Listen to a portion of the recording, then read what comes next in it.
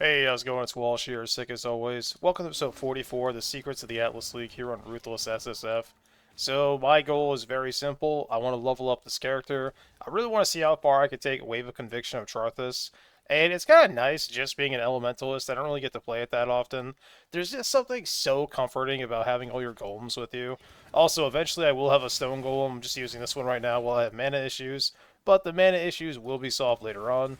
But anyway, I hope you enjoy the video, and I'll see you near the end. Mapping so far on this character is a breeze. It's not like the fastest character I've ever made this league, because like my movement speed's only like 42 or something like that, which is very good and Ruthless, but to be honest with you, I've been pretty spoiled this league. I've now had several characters with like 50+% movement speed, which is ridiculous, but we're already doing rare unidentified tier 5 maps. Pretty much nothing kills me. The only thing that's killed me since I've hit maps is the Toxology freaking whatever Mercenary. That like caustic ground just does so much damage.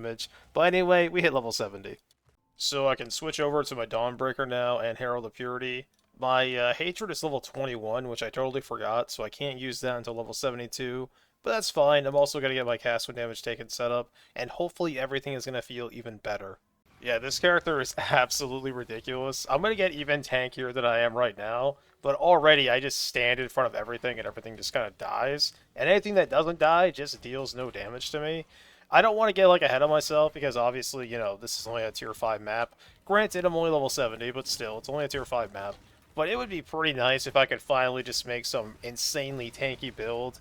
Not so much like I have a purpose for it or anything like that, but it would just feel nice to have a really tanky build as I don't have those too often. I mean, I have like decently tanky characters, but I'm hoping this will be by far my best. So already there's a lot I love about this character, but something I'm really happy about is I get to use this Venters. If you remember, in like the first couple of weeks, I don't remember exactly when, we did double corrupt his Ventors and we did hit. And anytime you hit something really awesome, even if it's not necessarily damage, but just like nice quality of life, or in this case, you hit something that gives you rarity, it just feels really good when you can actually take advantage of it and not just use it because you felt like you had to.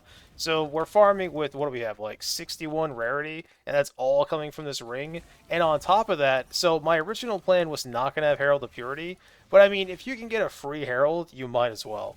Surprisingly, I've actually been finding some decent gear every now and then, and I just got some amazing evasion armor boots. I mean, the evasion and the armor themselves are pretty low, but at this point in the league, I still only have like 3 pairs of boots with 30 MS and 100 life, which is pretty funny, but at the same time, it's not that surprising for Ruthless. But yeah, saving up some more gear is always good. I don't know if I'm going to roll another character, but at this point, since I don't know, it's always nice to pick stuff up. Got some more Kirak maps saved up, and I can finally put on Hatred. I am going to have to change some stuff around, but at least I have all my auras. Alright, we have dropped the Tabula. I'm now using a 5-link, just a random 5-link I had in my stash.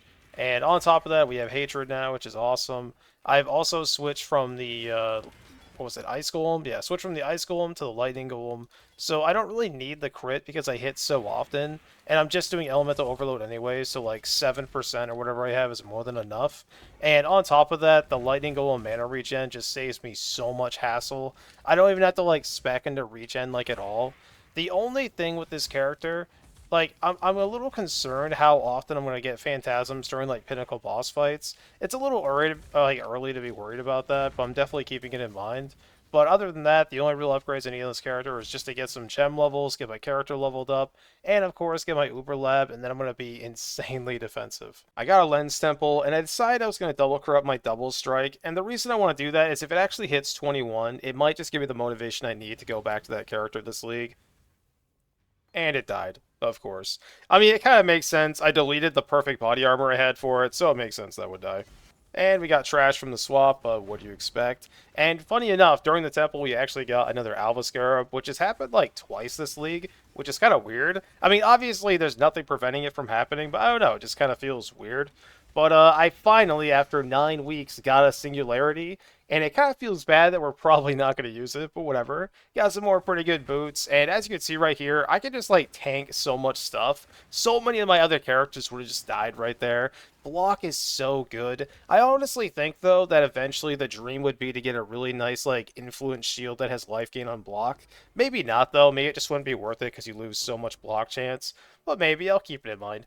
Anyway, though, got my Uber Lab done, and now I actually have my Aegis, which, if you don't know, it just blocks elemental damage, which is pretty sick. And it gets better as I level up. I got 20% quality on Wave of Conviction, so I need to get a second Summon Phantasm support. Not only do I want to link one to the Golems just to get like an extra 1 or 2 here and there during boss fights, but on top of that, if I get the gem to level 21, I get +1, which means I'll have 11 instead of 10, and because we're using the Black Cane, that actually gives me a ton of damage.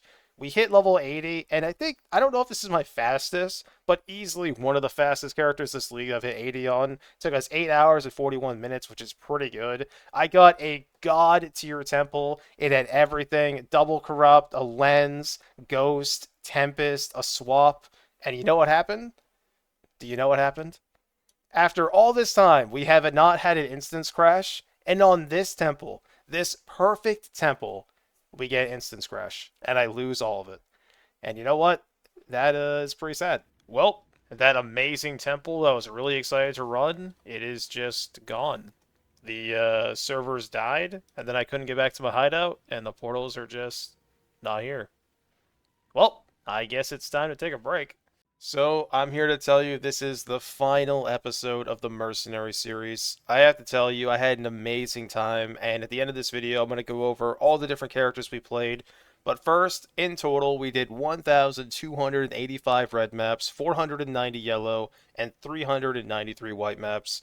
I had a really fun time with this league. I know I've talked about the Mercenaries and how they're overpowered, and that is absolutely true. Like, I tried very hard to not, like, use them to clear or anything like that. I just used them for buffs or whatever. But even though I didn't really like how overtuned they were, this is the only one I was ever considering to use for damage, but I haven't used it since I played my Necromancer, and I was mainly just using it for clear speed. But I just want to say, even though they're overpowered, I didn't really like that. I really do appreciate that even after all these years, grinding gear games is still, like, adding unique league mechanics that we've never had before. I really appreciate that. But anyway, I want to say thank you so much for sticking with me this far in the league, and I'm now going to go talk about all the characters we played this season. So again, thank you for watching, and let's go to the breakdown.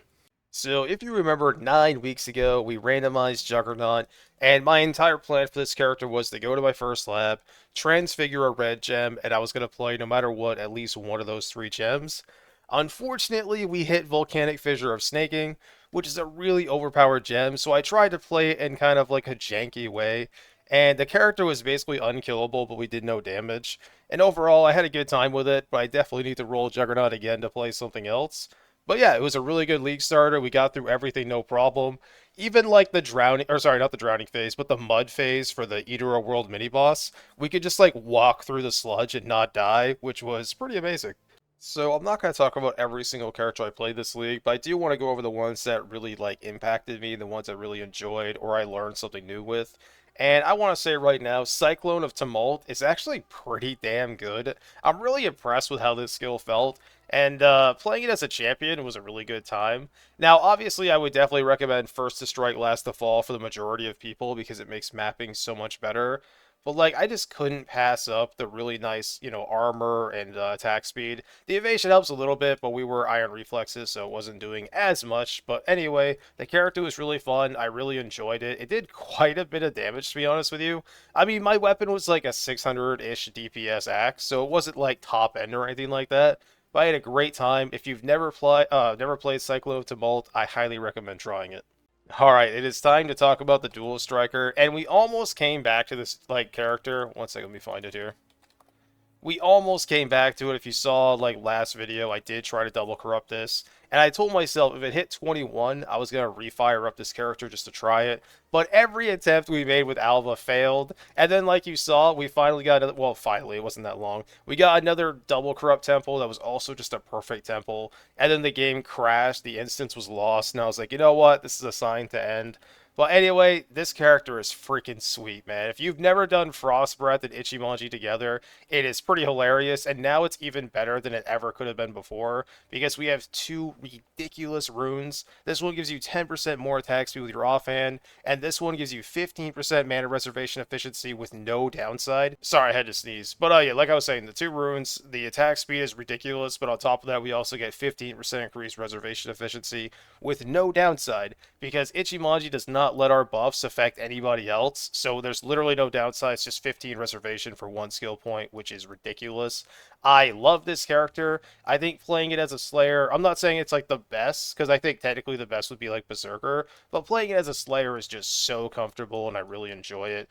And the only problem with this character is it was like just a really awkward time to play it, because like it was the whole Mercenaries League, and even though I don't really like the Mercenaries that much, like when you're playing a league and you're playing a character that actively ignores the entire league mechanic, I don't know, it just feels kind of bad, because for me, I love interacting with the league mechanics, and if you ever watch my series in the past, or if you watch me in the future, what you're going to notice is the more I enjoy the league mechanic itself, the longer I will play the league, because the league mechanic is such a big part, because I have done Path of Exile for many, many years now. I started in Hardcore Talisman, and now we're here, and I love the game. You'll see me play through the campaign like, 12 plus times every single season.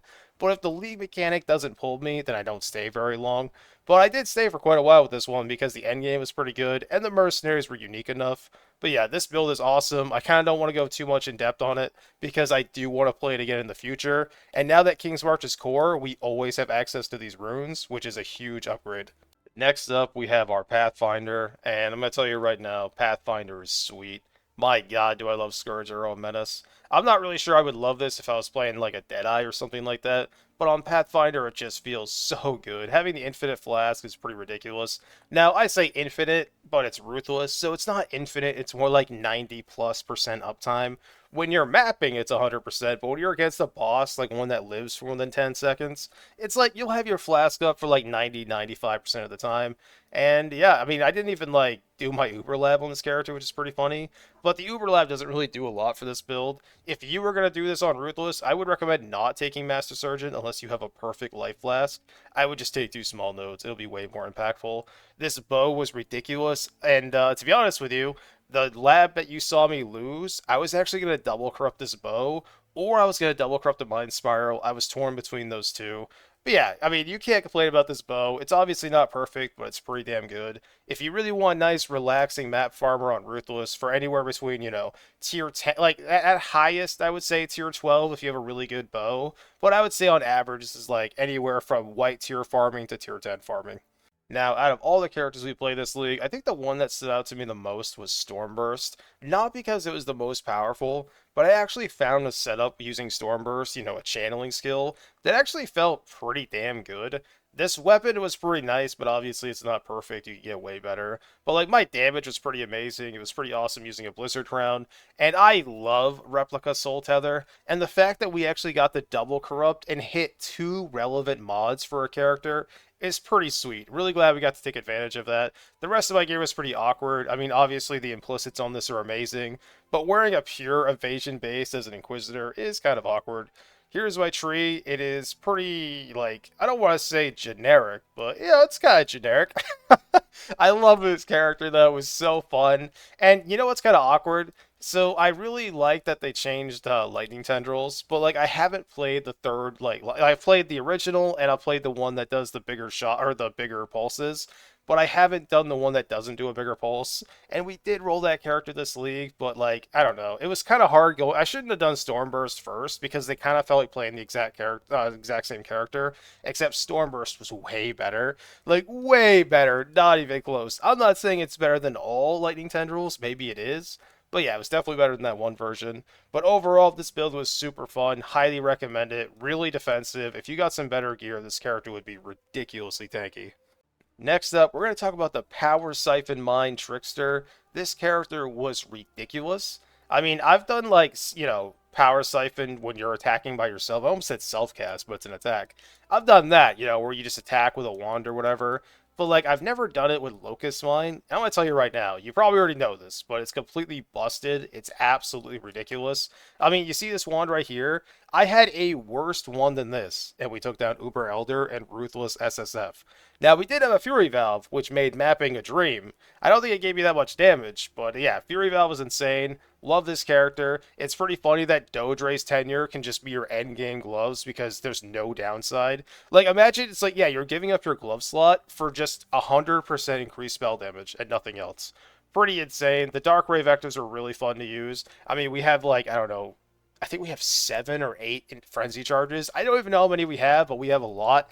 And when you have that many frenzy charges, you gotta use Dark Rays. It just feels amazing. But yeah, I love this character. Really awesome. Highly recommend it. So now it's time to talk about the absolute star of the season. In my opinion, the number one build I made this league. And of course, we're talking about the Starcaller. This axe is so freaking cool. And on top of that, I got to play a Saboteur in Melee, which is like one of my favorite things. I love Saboteur. And every single node actually helps us, which feels pretty incredible. And I gotta tell you, calculated risk was way more impactful than I thought. Like, obviously having lucky crit is gonna make triggering your Starcallers like way easier. But my God, was it beautiful. It was so good, in fact, that I almost re-rolled the Discharge cast on crit into a Saboteur, which I might do next league, because the biggest problem with that character was getting high enough crit.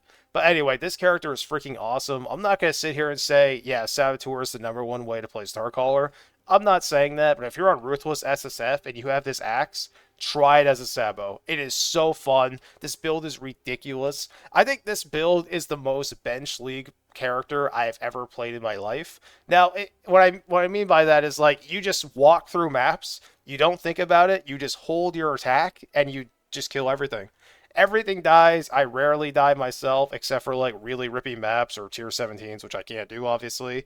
But everything else just gets deleted. It bosses pretty well considering my gear. If you actually made this character more defensive, you drop some damage, got some defensive auras, and then respec your tree a little bit, this character could clear most things for you. Not Ubers, obviously, but most things. Love this character. It was in no way min-max, but I had a great time with it.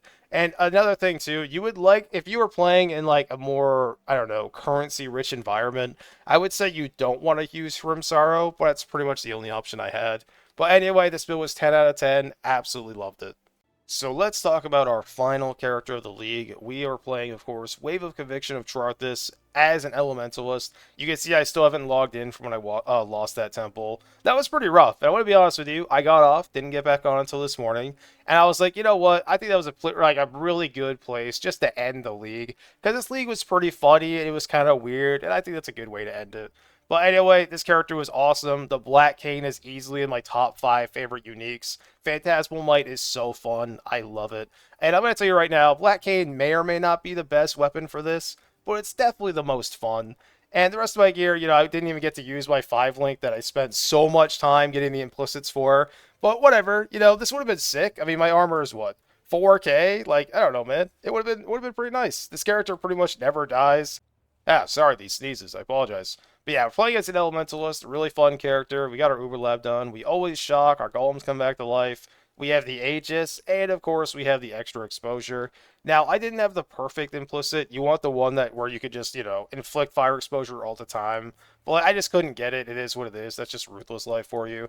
The tree is really fun. It's really nice. And it's kind of funny. There was actually some other people playing the Black Cane. And when I was looking at that, my tree was pretty similar to theirs. Obviously, they're on bench league, so they're going to do stuff differently.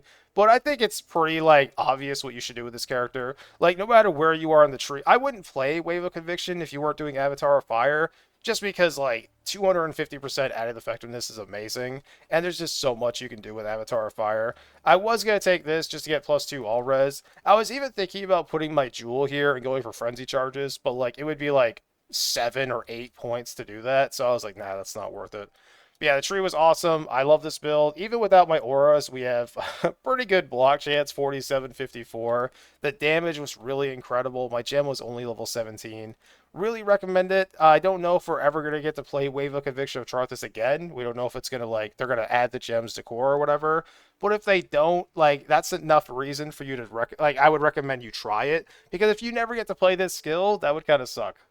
So this was our spectral throw of Ruthless character, and I was really trying this entire league to get like some swords to recombine and stuff like that, but I just really couldn't get any. And as you saw, I don't know how many recombiners we did this league, but I failed all of them, every single one.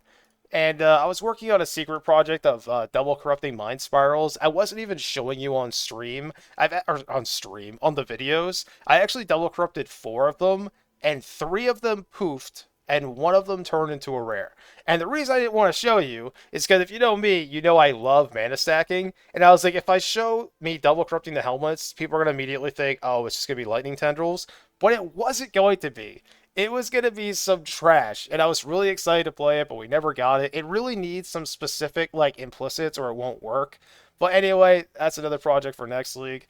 I'm sorry I failed doing the Spectral Throw of Charthus. I actually had a plan going as well. Someone made a comment about White Wind, and I don't think it would have been, like, great for damage, but it solves so much of your defense that you can like spec into different stuff on your tree. And I spent a lot of money crafting cluster jewels, and I mean a lot of money. But unfortunately, we never hit it. But you know what? If the Charthus gems go core, we can always try next league. This will be the last character I talk about, and then I'm going to talk about the league itself, and then I'm going to talk about what I liked, what I didn't like, and that'll be the end. But first, let's talk about our Crackling Lance Hierophant. You know what? I called the Starcaller the MVP of the league, but I think it's incorrect. I think the Crackling Lance character, literally completed my economy so I could physically play the game. This character got me my stones, I believe. This character killed all the new bosses for me. The character had really good DPS considering what my gear was. I mean, that was my weapon. Not that it's like the worst weapon in the world, but it's definitely not the best either. I was dual wielding by the end because it was like, I don't have any block chance anyway, so the shield's not really helping me. My gear was kind of whatever, and just so you know, we weren't wearing Mind Spiral for the majority of this character's life. We got it eventually. Because if you remember, I thought I had one, but I was like, oh man, I must have entered it. I couldn't find it. And then like 3 or 4 days later, or maybe even longer than that, I found the Mind Spiral on one of my mercenaries. I was like, oh my god, of course. Oh my god, I forgot about this jewel. Oh, I could have been using that this whole time. How long has that been there? Oh my god. I'm valiant. I'm going to pretend that didn't happen.